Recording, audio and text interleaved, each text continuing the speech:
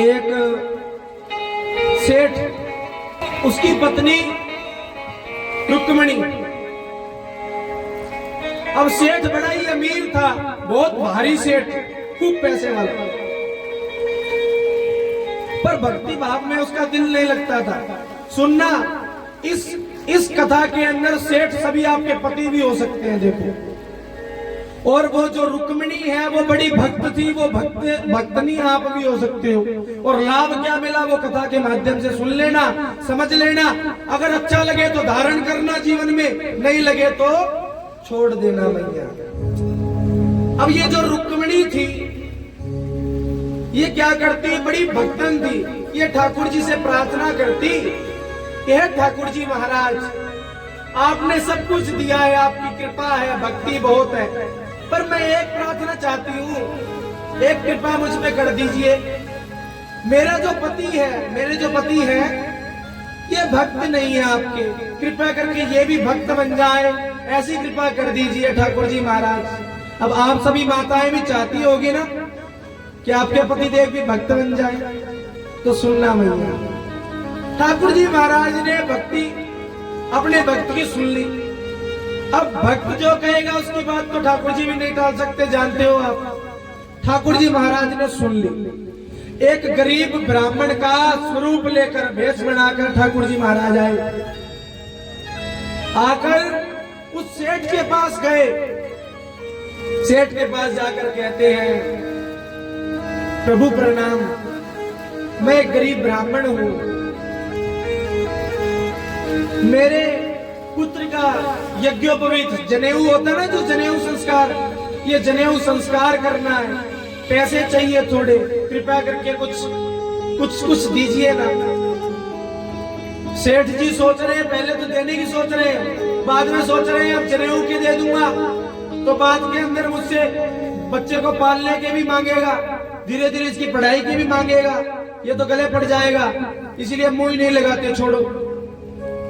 ब्राह्मण ने दोनों हाथ जोड़कर दीनहीन होकर कहा, ठाकुर जी महाराज है वो ब्राह्मण, दीनहीन होकर कह रहे हैं, प्रभु कुछ सेवा कीजिए ना, कुछ तो दीजिए ना, मेरे पुत्र का यज्ञोपवीत संस्कार हो जाएगा, जनेऊ संस्कार हो जाएगा।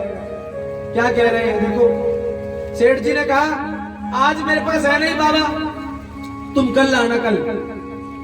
ठाकुर जी महाराज कह रहे हैं, प्रभु कल लाऊंगा, दे देंगे ना, पक्का दे देंगे ना, पुत्र का यज्ञोपवीत संस्कार करना। हाँ दे देंगे, कल लाना। ठाकुर जी महाराज अगले दिन का समय देखते हैं, कल आते हैं उसी समय। अब सेठ जी कहते हैं, आज मुझे जल्दी कोई काम से जाना है महाराज, अब कल लाना, कल लाना। अब कल पर बात घेर दी। ठाकुर जी महाराज सरल स्वभाव से एकदम कह रहे हैं, प्रभु कल तो दे देंगे ना, हाथ जोड़ रहे हैं, हाँ दे देंगे, कल दे देंगे, कल लाना। ठाकुर जी महाराज चले जाते हैं। अगले दिन वापस आते हैं, सेठ दूर से ही देख लेता है, अरे ये तो वही ब्राह्मण है, फिर से पैसे मांगने आ रहा है, इसको समझ नहीं आ रहा, बार बार मना कर रहा हूं तो नहीं दूंगा। अपने सेवक को कहता है, अपने नौकर को कहता है, बात सुनो, कह देना सेठ जी 6 महीने के लिए बाहर गए हैं, बोल देना 6 महीने बाद आना। ठाकुर जी से नौकर कहता है 6 महीने बाद आना, वो तो कोई काम से बाहर गए हैं। ठाकुर जी महाराज सोच रहे हैं कि कृपा तो मुझे करनी है, क्योंकि मेरे भक्त ने कहा है, कृपा तो मैं करके छोड़ूंगा, ऐसे तो छोड़ूंगा नहीं, क्योंकि या तो ठाकुर जी पकड़ते नहीं है, और पकड़ लेते हैं तो छोड़ते नहीं है, ये नियम है हमारे ठाकुर जी का। इंतजार किया, अब 6 महीने इंतजार किया, 6 महीने बाद ठाकुर जी आए। अब आकर देखा, सेठ जी ने फिर मना कर दिया। अब ठाकुर जी ने कहा कि कृपा तो मुझे करनी है भैया, कैसे भी करूं। आज ठाकुर जी महाराज सेठ जी के पास नहीं गए, अब दोबारा उसकी पत्नी के पास आए, जो बड़ी भक्तन थी। दरवाजा खटखटाया, बाहर आई रुक्मिणी, बाहर आई। बताइए महाराज। ब्राह्मण देखा, ब्राह्मण वेश, प्रणाम किया, जय हो महाराज, बड़े भाग हमारे जो आप जैसे ब्राह्मण हमारे घर पधारे, बताइए क्या सेवा करें। मेरे पुत्र का यज्ञोपवीत संस्कार करना है, जनेऊ संस्कार करना है, कुछ दीजिए ना। आपके पति के पास हम जाके आए, वो नहीं दे रहे हैं, आप कुछ कीजिए ना। पुत्र का यज्ञोपवीत संस्कार करना है। ठाकुर जी महाराज देखो कैसे कितने सरल स्वभाव से बोल रहे हैं, दीजिए ना। रुक्मणी बड़ी दयालु, नाक का कोका सोने का था, हीरा जड़ित, तुरंत लाकर अंदर से दे दिया, ये लीजिए। अब ठाकुर जी महाराज उसी सेठ के पास चले गए वो कोका लेके, कि कृपा तो करनी है भैया। जाकर कहा सेठ जी ऐसे तो आप पैसे नहीं दे रहे हो, ये आभूषण ले लो सोने का, इसके बदले मुझे दे दो पैसे, इसका तो मैं क्या करूंगा, मुझे यज्ञोपवीत संस्कार करना है मेरे बेटे का। जैसे ही सेठ जी ने देखा वही हीरा, वही मार्का, वही चौंक गए, कहीं इस ब्राह्मण ने चोरी तो नहीं कर ली। तुरंत अपनी तिजोरी में रखा है। अच्छा सुनो बाबा, आज खुले नहीं है मेरे पास, आज कैश नहीं है मेरे पास, कल आना, कल आना। ठाकुर जी महाराज कह रहे हैं प्रभु कल दे देना, विलंब हो रहा है जनेऊ संस्कार में, कल दे देना पक्का। तुरंत सेठ जी ने ब्राह्मण को ठाकुर जी महाराज को लौटाया और तुरंत दौड़ता दौड़ता अपने घर गया, गेट बंद किया, अपनी पत्नी को बुलाया और पूछा वो बाली, वो कोका कहाँ है नाक का तुम्हारा। डर गई, बड़ी घबरा गई, कहीं ने पता लग गया, अब कह दूंगी अगर ब्राह्मण को दे दिया तो मार डालेंगे मुझे। अब बड़ी भक्त थी, अंदर कक्ष में गई और कुंडी लगा ली गेट के, और अंदर जाकर ठाकुर जी को याद कर रही है। देखो भक्तों का स्वभाव, क्या कह रहे हैं ठाकुर जी से, हे ठाकुर जी महाराज, मैंने आपका ध्यान कर कर, एक ब्राह्मण आया था, गरीब ब्राह्मण था, उसे जरूरत थी तो मैंने वो बाली भेंट कर दी। उस ब्राह्मण का कार्य हो जाए और मेरे पतिदेव को अगर पता लगेगा कि मैंने भेंट कर दी तो मुझे मार देंगे। मैं नहीं चाहती कि पत्नी की मृत्यु का दोष उन पर लगे, इसलिए मैं खुद मर जाती हूँ। उसने विष का प्याला भरा और जैसे ही पीने लगी तो ठाकुर जी महाराज ने कृपा की और जो वो नाक का कोका था उस प्याले में आकर गिर गया,